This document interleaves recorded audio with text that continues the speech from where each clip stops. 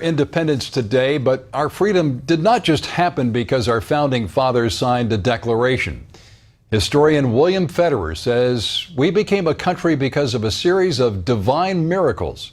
Dan Rainey has more now from Philadelphia.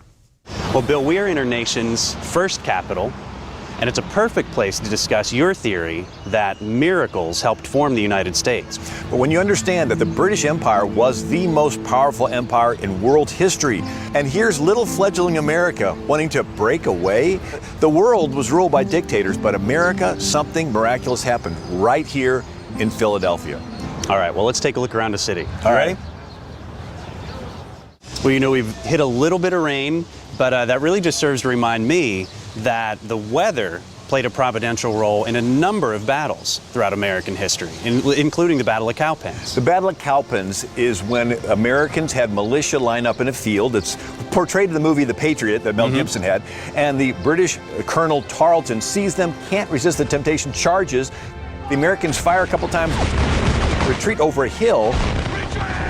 The British follow them to be met by 400 crack, battle-hardened American troops. So luring the British over the hill. Into a trap. 100 of them get killed, 800 captured, and then they hightail it out of there, and they come up to the Catawba River. And the Americans cross, the British come right behind it, but a flash flood happens, and the British have to wait half a day to cross. And then they get to the Yadkin River. The Americans cross before the British can, another flash flood. And this happens a third time at the Dan River. And so three different flash floods hold the British at bay. The British commander Henry Clinton says that we would have caught the enemy again had not there been the rising of the rivers almost miraculously to let the enemy over. So it's a miracle in American history, fascinating history, and it's real and it's true. And that's why you have people like George Washington say the hand of Providence has been so conspicuous in the course of the war that he must be worse than an infidel that lacks faith. And I think we're on our way to Washington Square. Right. So let's head on over there. One of my favorite Washington stories, I think, dates back to the French and Indian War, where he ends one of the battles with bullet holes all through his uniform. In July of 1755, you have 1,400 British troops marching just south in the Monongahela River Valley. 900 of them are killed in an ambush by these French and the Indians. The river's running red with blood. Washington's delivering orders back and forth for General Braddock. Braddock gets shot. Washington takes Braddock off the field, buries him, and then goes back to Fort Cumberland, and he writes a letter to his brother. And he says, by the almighty hand of Providence, I've been protected. I had 2 horses shot out from under me and 4 bullet holes through my coat, but escaped unhurt.